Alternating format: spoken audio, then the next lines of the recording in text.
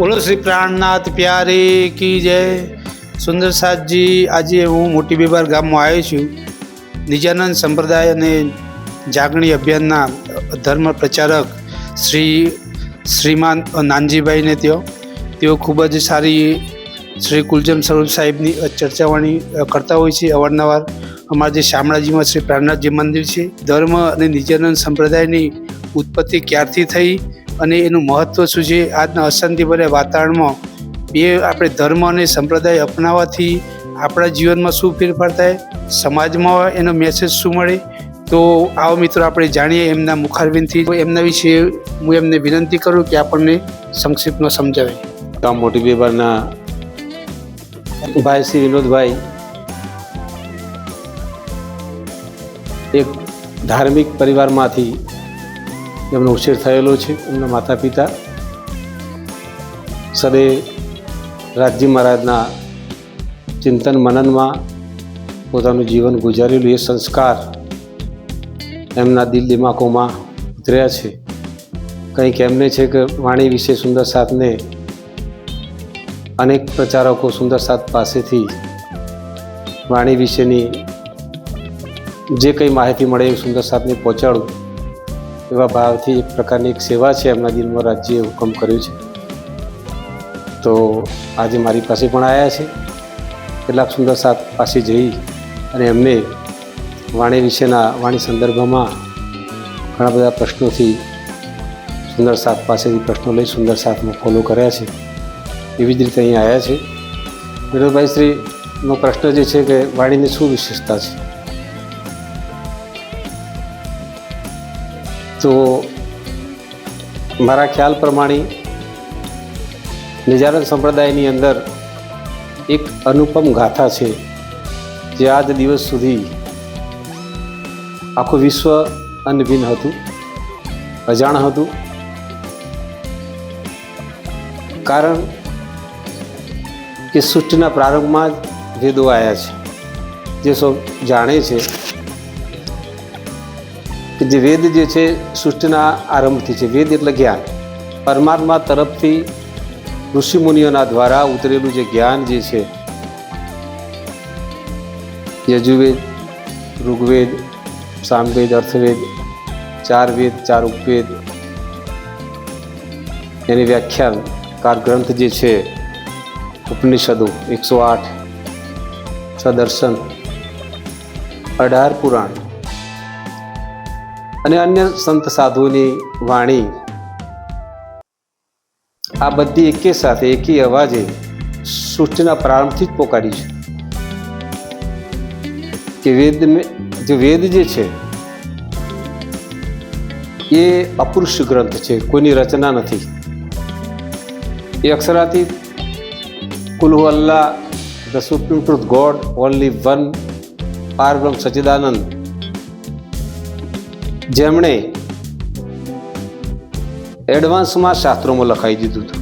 કેવી રીતે લખાઈ દીધું કે એમની બ્રહ્મપ્રિયાઓને જ્યારે આ ખેલ બતાવવાનો હતો એ સંદર્ભમાં પૂર્વે શાસ્ત્રો પુરાણોની રચના, વેદોની રચના કરી। એટલું જ નહીં, કતે પક્ષમાં અંજીલ, જંબૂર, તોરાત અને આખરી પુરાણ એમાં પણ લખાઈ દીધું અને સુંદર સાતને વાકેફ કર્યા, એમની આત્માઓને વાકેફ કરી અક્ષરાતીતે કે હુકમે વેદ કતેબ મેં લાખો લીખે નિશાન, કે હું આવવાનો છું, મારી બ્રહ્મપ્રિયાઓ આવવાની છે સંસારમાં, એના માટે સાક્ષી રૂપે હું 18 પુરાણ, વેદ, ઉપનિષદ તમામમાં મારી બ્રહ્મપ્રિયાઓની આત્માઓને અને મારી હું જે છે એ હું ગવાહી આપીશ। તો વિનોદભાઈ સાહેબે પૂછ્યું વાણીની વિશેષતા શું છે તમામ ધર્મ ગ્રંથોમાં। તો વાણીની વિશેષતા તો એ છે, એ આ કોઈ લૌકિક ધર્મ નથી, કોઈ સાધુ સંતોની કોઈ ઉપજ નથી કે કોઈના વ્યક્તિના મુખારબિનથી વાણીનું અવતરણ નથી થયેલું, પણ અક્ષરાતીતે ખુદા તાલાએ પારબ્રહ્મે સચ્ચિદાનંદે આ વાણીનું અવતરણ મહેરાજ ઠાકોર, જામનગર, એમની અંદર ઇન્દ્રાવતીની આત્મા અને ઇન્દ્રાવતીની આત્માની અંદર અક્ષરાતીની પાંચો શક્તિ, નૂરી શક્તિ, હુકમ, જોશ, ઇલમ, નૂર, બુધ વગેરે પાંચ શક્તિ જે છે એ મહેરાજ ઠાકોરના તનમાં ઇન્દ્રાવતીની આત્મામાં મહામતીના સ્વરૂપે આ વાણીનું અવતરણ થયું છે, જે કોઈ સાધુ સંતોની તો કોઈ કવિની રચના નથી. એટલા માટે તો શ્રીજીએ ફરમાવ્યું, મારે નથી કંઈ કીવનું કામ, વચન કહ્યા મારા ધણી શ્રીધા. રાજજી મહારાજના મુખારબિંદથી આવે સુક્ત વાણી અવતરિત થયેલી છે. 18,758 ચોપાઈ છે. અને આ વાણીના માટે આખી દુનિયા રાહ જોઈ રહી હતી. શાસ્ત્રોમાં લખ્યું છે, आपसे आपसे रे सब कोई कहते थे, सब आदमी करते थे पुकार. ઋષિ મુનિઓના ગ્રંથોમાં પરમાત્મા આવવાના છે, અક્ષરાતીત આવવાના છે અને આવશે અને દુનિયા મુક્તિ આપશે, આખા વિશ્વને મુક્તિ આપશે. એવો અનાદિ ધર્મ, આત્મધર્મ લઈને આવશે. કોઈ વ્યક્તિનો વર્ગ, વ્યક્તિનો ધર્મ નહીં, કોઈ જાતિનો ધર્મ નહીં, વર્ગવાળાનો ધર્મ નહીં. જાતિ પાસેથી ઉપર ઉઠીને એક પરમાત્માની પહેચાન કરાવશે. એ પરમાત્મા આવવાના છે અને એ પરમાત્મા આવવાના છે એવી સ્વરૂપ સાહેબમાં પણ ચોપાઈ છે. આપસી આવશે રે સબ કોઈ કહેતે તે, આગમી સબ કરતે તે પોકાર. સો બાની સબો કી સત કરી અબ આય કરો દીદાર. સ્વામી પ્રાણનાથજી કહે છે, મેં એડવાન્સમાં લખાયું હતું, હું આવવાનો છું, હું આવી ગયો છું, હવે આવી ગયો છું, મારા દર્શન કરી લો, વાણીનું મંથન કરી લો, મને પ્રાપ્ત કરી લો, ઓળખી લો, ભવસાગરથી પાર થઈ જાઓ. એ સ્વામી પ્રાણનાથજીનું આ મુખારબિંદની વાણી છે, આહવાન છે એમનું. બીજી રીતે વાણીમાં પણ કહ્યું છે, આઈ આગમમાં નીત મિલી. આગમ એટલે ભવિષ્યવાણી કરેલી, તે કતેબોમાં લખાઈ દીધું એ પ્રમાણે આઈ આગમમાં નીત મિલી, વિશ્વ મુખ કરત બખાન. આ વાણીનું આખું વિશ્વ વખાણ કરતું હતું કે ક્યારે વાણી આવશે, ક્યારે પરમાત્માની અખંડ વાણી આવશે, જાગ્રત બુદ્ધ નિજબુદ્ધ ક્યારે અવતરિત થશે. તો એ આવી ગઈ છે. આઈ આગમમાં નીત મિલી, વિશ્વ મુખ કરત બખાન. આખું વિશ્વના ધર્મગ્રંથો વખાણ કરતા હતા નિષ્કલંક જ્ઞાનનું, નિષ્કલંક અવતારનું. આવી ચૂક્યા 28માં પડીમાં. આઈ આગમમાં નીત મિલી, વિશ્વ મુખ કરત બખાન. ચેતો સબ સતવાદીઓ. સ્વામી શ્રી પ્રાણનાથજી કોઈ સત્યની ખોજ કરવાવાળા, સત્યને શોધવાવાળા, આત્માને પરમાત્માનું મિલન કરવાવાળા, એ સતના સાથી શાસ્ત્રોમાં તમે શોધતા હતા, એ પરમાત્મા બુદ્ધ નિષ્કલંક અવતાર આવી ચૂક્યા છે.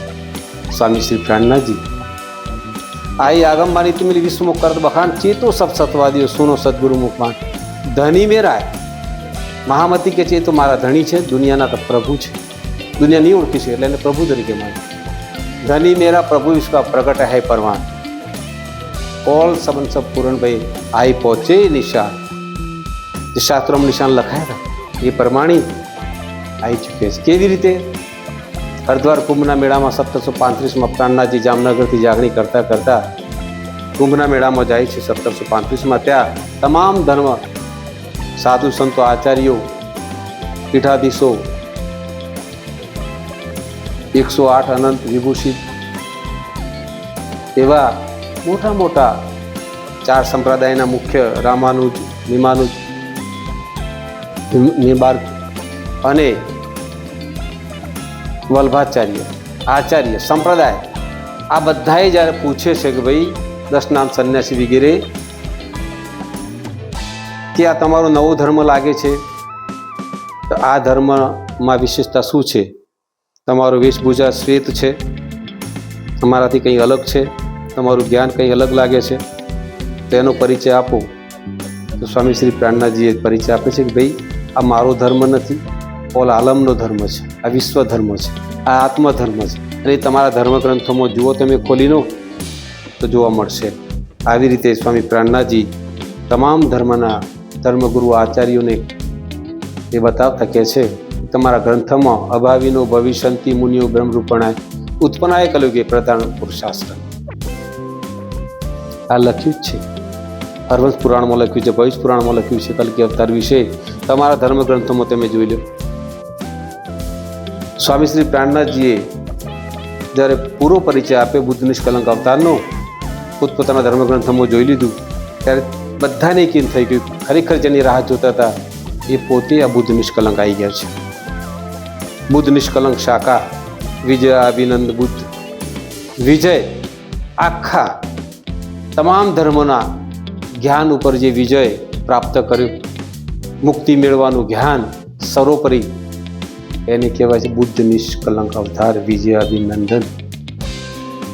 તો સુંદર સાતજી સંક્ષિપ્તમાં આ વાણી જે છે એ અક્ષરાતીતની વાણી છે. એ આવેશુક્ત સ્વામી શ્રી પ્રાણનાથજીના મુખારબિંદથી એ વાણીનું ઉચ્ચારણ થયેલું છે. 1715થી એ વાણીનું અવતરણ થયું જામનગર, અને જામનગરમાં 3 કિતાબ અને કળશની એક ચોપાઈ અવતરિત થઈ હફસા જેલમાં.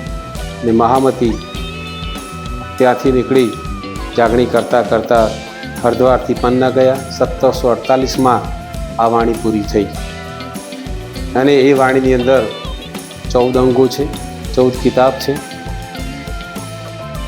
અને આ વાણી જે છે ક્ષર, અક્ષર અને અક્ષરાતીત, હદ કે પાર, બેહદ હે બેહદ પાર અક્ષર, અક્ષર સે પાર અક્ષરાતીત જાગી નિકર.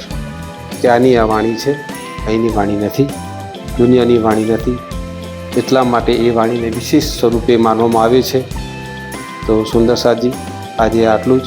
વિનોદભાઈને ધન્યવાદ આપું છું કે એ તમામ ધર્મ પ્રચારકો પાસે, વાણીના જાણકાર સુંદર સાત પાસે જાય છે, અને જે કે સુંદર સાતના દિલમાં રાજ્ય જે ભાવ મૂકેલો હોય એ પ્રમાણે જે ચર્ચા કરતા સુંદર સાતમાં ફોલો કરે છે, સુંદર સાતના દિલ દિમાગોમાં પહોંચાડે છે અને સત્યની પહેચાન કરાવે છે.